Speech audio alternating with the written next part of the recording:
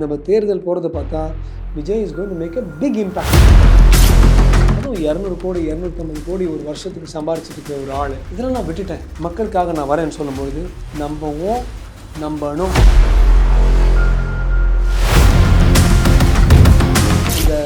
அந்த துயர அலைகள், வேதனை அலைகள் கொஞ்சம் தனியட்டும் நான் வெயிட் பண்ணேன்னு சொல்லும்போது அது வந்து யதார்த்தம்.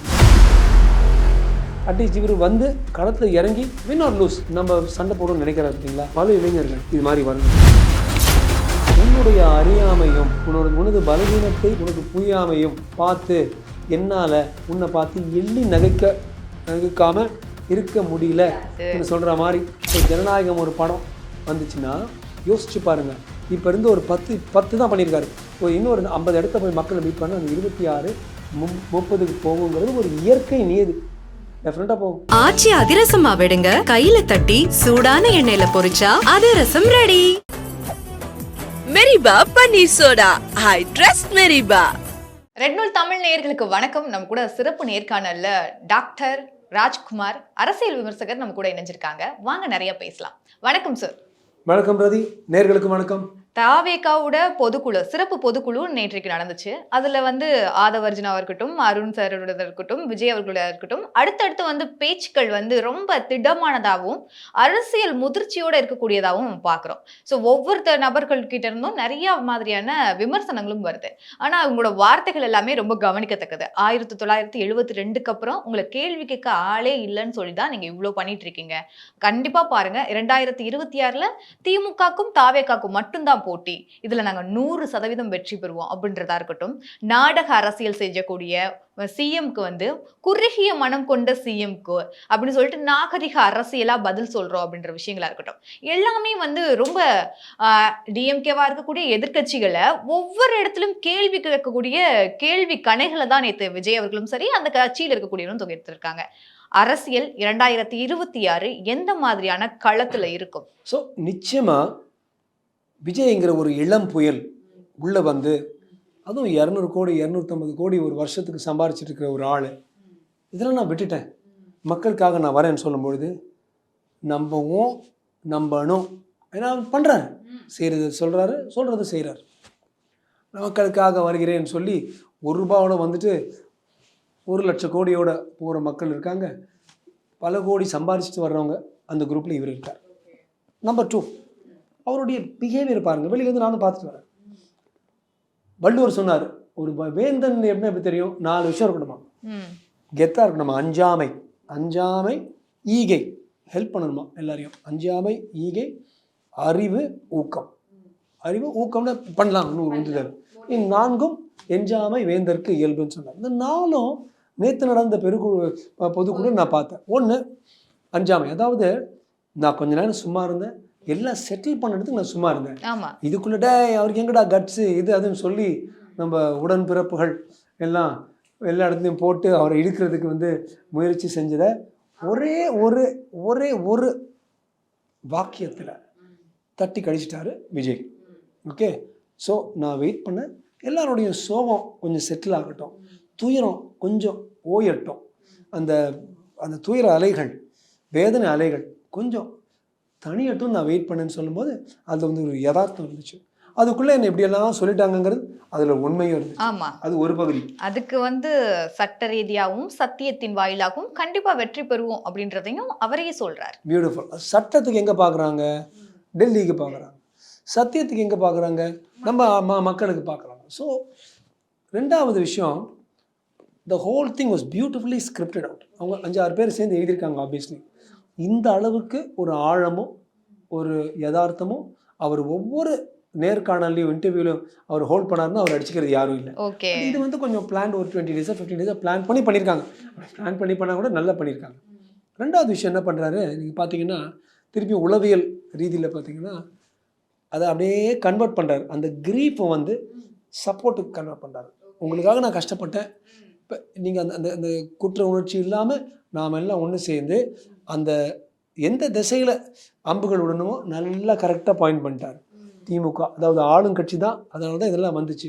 அது எப்படி இப்போ சொன்னார், நாங்களும் நீங்களாம் ஒழுங்கா உட்காரணும்னு சொல்லி தான் இடம் கேட்டோம், கொடுக்கல. நெருக்கடியில பாக்குறதுக்கான அதே இடத்தை தான் பட்சம் கொடுக்குறாங்க. அது- யாருக்குமே போடாத கண்டிஷன்ஸ் தான் நான் எனக்காக கொடுத்திருக்காங்க அப்படின்ற விஷயங்களையும் நம்ம பார்க்க முடியுது.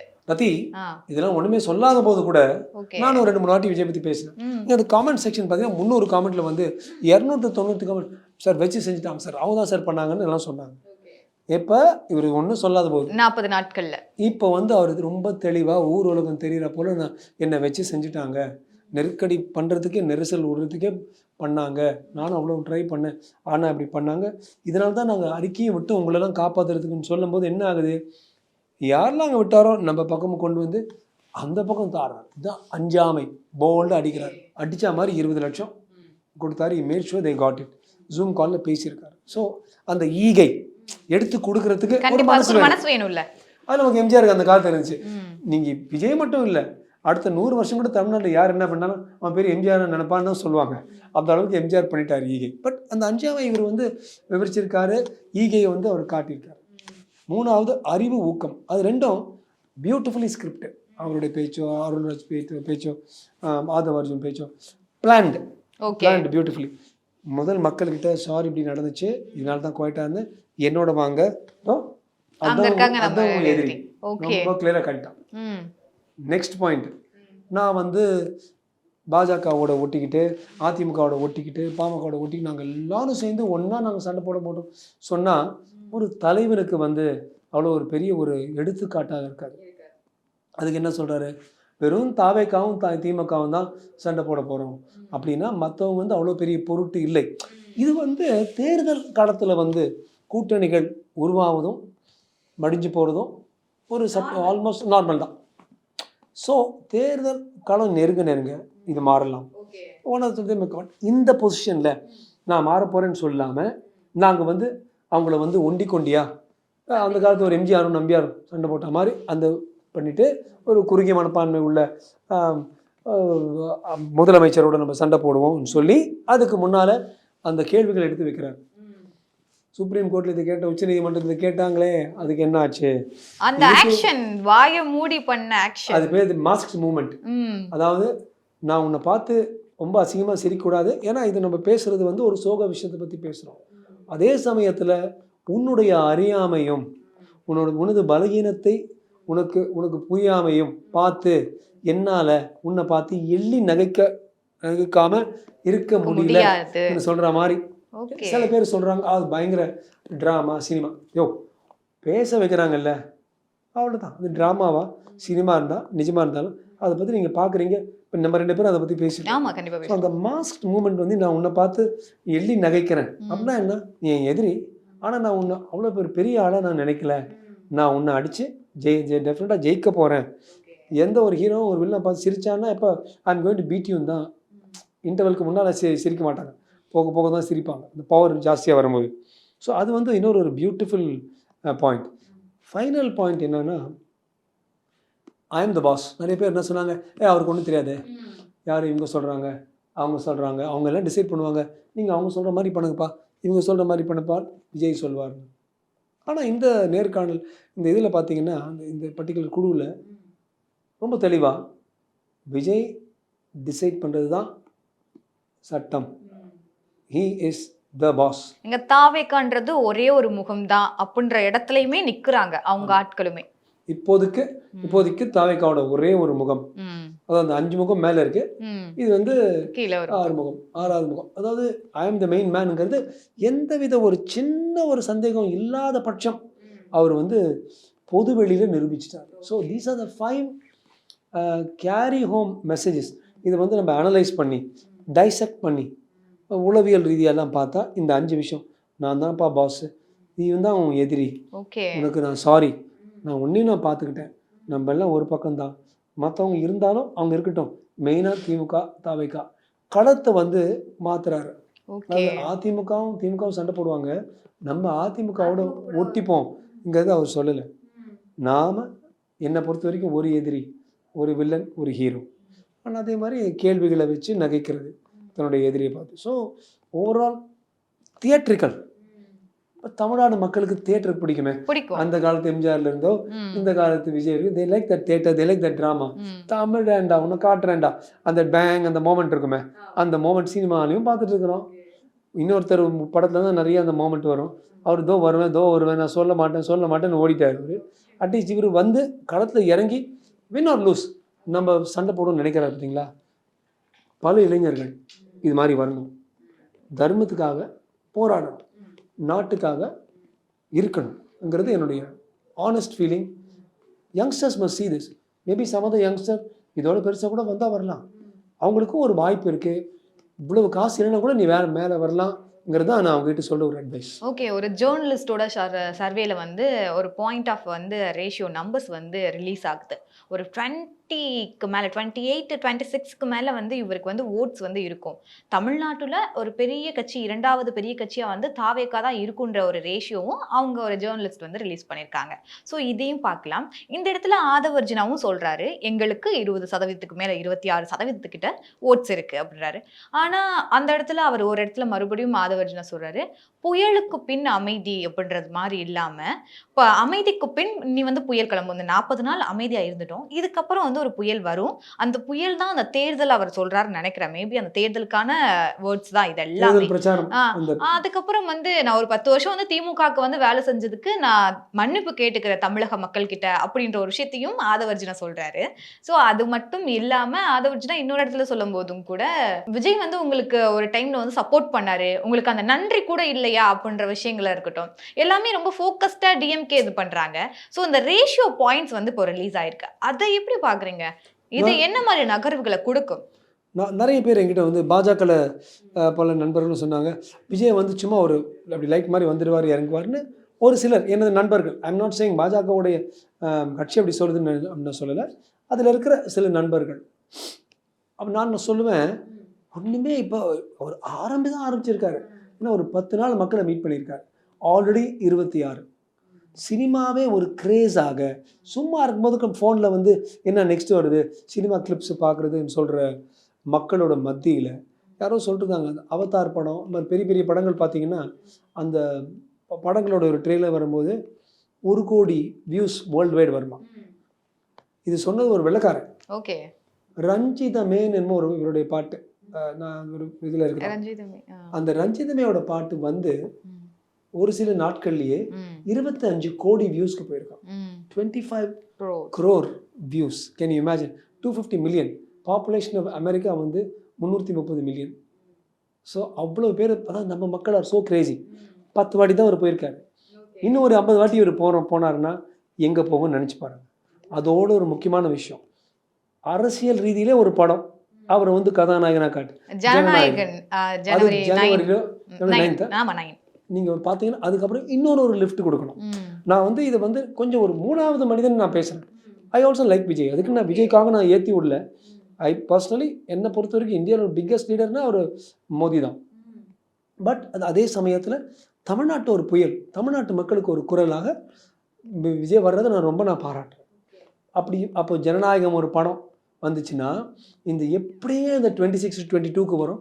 யோசிச்சு பாருங்க, இப்போ இருந்து ஒரு 10 தான் பண்ணியிருக்காரு, ஒரு இன்னொரு 50 இடத்த போய் மக்களை மீட் பண்ண அந்த 26 30க்கு போகுங்கிறது ஒரு இயற்கை நியதி. டெஃபினட்டாக போகும். நியமம் 30 ஜனநாயகம் வருது. குறைஞ்சபட்சம் ஒரு 3% 4%. எனக்கு தெரியும் எல்லாம் சொல்லுவாங்க, சார் சும்மா அது வந்து கூட்டம் தான் கூட்டம் ஓட்டா மாறாது அந்த விஷயத்தை சொல்லிக்கிட்டே இருக்காங்க. அது அந்த விஷயம் மட்டுமே சொல்லிட்டு இருக்காங்க. வேற என்ன சொல்றாங்க? கூட்டம் ஓட்டாம.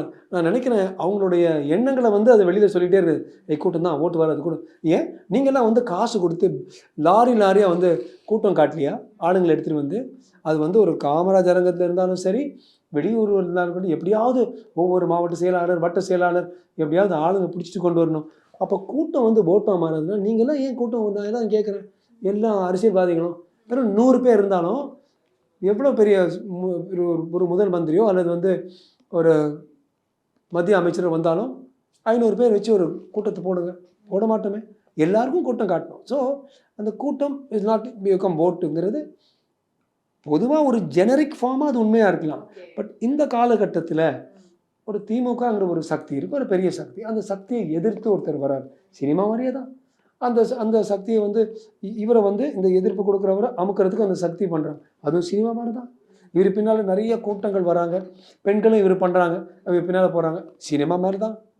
அப்போ இது எல்லாமே சினிமா மாதிரி ஆகும்பொழுது ஒரு சில கட்சிகள், பேரை நான் சொல்ல விரும்பல, ஒரு நல்ல அமைப்புள்ள கட்சிகள், ஒவ்வொரு பஸ்திலையும் இவ்வளவு காசு கொடுக்கணும், இங்கே விநியோகம் பண்ணணுங்கிற ஒரு அமைப்பு உள்ள கட்சிகள், சில சமயம் அந்த மேத்தமேட்டிக்ஸ் ஆஃப் மணி, இங்கே 300 பேர், அங்கே 300 பேரும் விஜய் ரசிகராக இருக்கலாம், ஆனால் 300 பேர் ஒருத்தர் 500 ரூபாய் வாங்கிட்டாங்கன்னா 1000 ரூபாய் வாங்கிட்டாங்கன்னா எங்கேருந்தோ தமிழ்நாட்டு மக்களுக்கு அங்கே மட்டும் அந்த லாயல்ட்டி வந்துடும்.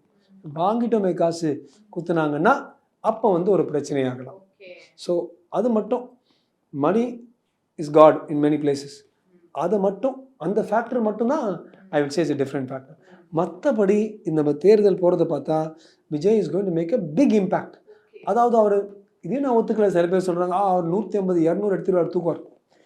அன்லைக்லிங்க, அவ்வளோ பெரிய ஒரு டெக்டானிக் ஷிஃப்ட்டும்பாங்க லாஜிக்கில், அவ்வளோ பெரிய ஷிஃப்ட்டு வருமோ இல்லையோ, ஆனால் சர்டன்லி ஒரு சிலருக்கு he will be a spoiler. இப்போ ஒரு எக்ஸாம்பிள், இது முக்கோண போட்டி வச்சிங்களேன், திமுக ஒரு பக்கம், அதிமுக பாஜக ஒரு பக்கம், விஜய் ஒரு பக்கம், எந்த பக்கம் போகுன்னு சொல்லவே முடியாது. முக்கோண போட்டினா அவ்வளவு, அதுவே இவங்க எல்லாரும் ஒரு பக்கம் இருந்துட்டு திமுக ஒரு பக்கம் இருந்தா அப்போ வந்து திமுக வந்து தோல்வி அடைகிறதுக்கு வாய்ப்பு இருக்குது. ஆனால் முக்கோண போட்டியில் திமுக ஜெயிக்கிறதுக்கு வாய்ப்பு இருக்குது. இவங்க 2 பேரும் அடிச்சுக்கிட்டு அந்த குரங்கு பூனை மாதிரி தட்டிக்கிட்டு அவங்க வந்து ஒரு ஸ்லிம் மெஜாரிட்டியோட திமுக, ஏன்னா திமுக plus Congress plus Visika plus CBI plus CPM, இது வந்து ஒரு சாலிட் ஒரு கூட்டணி. ப்ளஸ் பொதுவாக மைனாரிட்டிஸும் அவங்களோட தான், டிஎம்கே இருக்கு. ஸோ இதெல்லாம் எடுத்து பார்த்தீங்கன்னா விஜய் ஒரு பெரிய தாக்கம் செய்வாரா இல்லையான்னு ஒருத்தர் கேட்டால் நிச்சயமாக அவர் தாக்கம் செய்வார். விஜய் தாக்கம் செய்வாருன்னு செய்ய மாட்டார்னு சொன்னீங்கன்னா நீங்கள் வேறு உலகத்தில் இருக்கிறீங்க. அந்த தாக்கம் வந்து அரசியலுடைய இது ஒரு துருவத்தையே மாற்றுமாங்கிறது பார்க்க வேண்டிய விஷயம். முக்கோணம் 4 கோணம் 5 கோணம் இது மாதிரி ஆச்சுன்னா எவ்வளவு கோணங்கள் அதிகமாகுதோ திமுகவுடைய வெற்றி நிச்சயமாக இருக்கும்.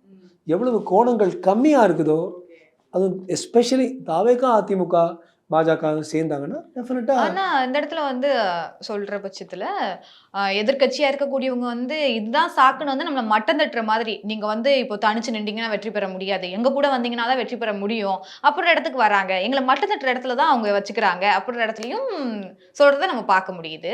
ஸோ கண்டிப்பாக அதிமுக கூட பாஜக கூட கூட்டணி இருக்காதுன்ற இடத்தையுமே நேற்று வெளிப்படையாக சொல்லிட்டாங்கன்னு நினைக்கிறேன். இது கண்டிப்பாக கூட்டணி அமையாது தானே, அமைகிறதுக்கான வாய்ப்புகள் இருக்கா? எவ்வளவோ கலைஞரே வாட்டி சொல்லியிருக்காரு, அரசியலில் வந்து நிரந்தர நண்பர்களும் இல்லை எதிரிகளும் இல்லை, நத்திங் இஸ், கூட்டணியும் நிரந்தரம் இல்லை. ஜனவரி பிப்ரவரிக்குள்ள அந்த தருணத்தில் வேற வழி இல்லை, ஒரு உன்னுடைய எதிரியுடைய எதிரி என்னுடைய நண்பன் என்கிற ஒரு சாணக்கிய நீதியை திருப்பியும் கொண்டு வந்து அர்த்த சாஸ்திரத்தில் அவர் எழுதினா போல எதிரியுடைய எதிரி என் நண்பன், ஸோ அவனோட நான் சேர்ந்துக்கிறேன். கொள்கை வேறுபாடாக இருந்தாலும் பரவாயில்லை, நம்ம சேர்ந்து ஒரே போர்க்களத்தில் ஒரு பக்கம் சண்டை போடுவோம். அதில் வந்து ஏராளமான உதாரணங்கள் வந்து முதல் உலகப் போர்லையும் 2வது உலகப் போர்லையும் எவ்வளோ இருந்திருக்கு. இப்போ கூட இந்தியா ரஷ்யா சைனா அமெரிக்கா பார்த்தா யார் ஃப்ரெண்டு யார் எனிமி தெரியாத பண்ணிட்டு இருக்கோம். அப்பேற்பட்ட நாடுகளே பண்ணிட்டு இருக்கும்போது ஒரு மாநிலத்துக்குள்ள ஒரு போர் நடக்கும்பொழுது இது மாதிரி கொஞ்சம் மாற்றங்கள் ஏற்படலாங்கிறது ஜனவரி பிப்ரவரி ஏற்படலாம். ஆனால் தனியாக மட்டும் பண்ணாருன்னா விஜய் ஒரு பெரிய தாக்கம் பண்ணுவார். 30, 40, 50 கூட எடுக்கலாம். ஆனால் அது ஒரு டைரெக்டாக ஒரு சிஎம் போஸ்ட்டுக்கு போகிறதுக்கோ அல்லது கம்ப்ளீட் வெற்றிக்கோ நடக்கிறது வாய்ப்பே இல்லைன்னு சொல்ல மாட்டேன். வாய்ப்புகள் கொஞ்சம் கஷ்டம்தான். நீங்கள் சொல்கிறதெல்லாம் பார்த்தா 2026 எலெக்ஷன் வரைக்கும் நம்ம வெயிட் பண்ணி தான் நமக்கு அதுக்கான ரிசல்ட் தெரியும். கண்டிப்பாக இதோட விடைகள் மக்களே வந்து கொடுப்பாங்க அப்படின்றத நம்ம நம்புவோம். ஸோ கண்டிப்பாக நிறைய விஷயங்கள் எங்கள் கூட பகிர்ந்து. நன்றிகள் சார். நன்றி ரதி, நேயர்களுக்கும் நன்றி, வணக்கம். ஆச்சி அதிரசமா விடுங்க, கையில தட்டி சூடான எண்ணெயில பொரிச்சா அதிரசம் ரெடி. மெரிபா பன்னீர் சோடா, ஐ ட்ரஸ்ட் மெரிபா.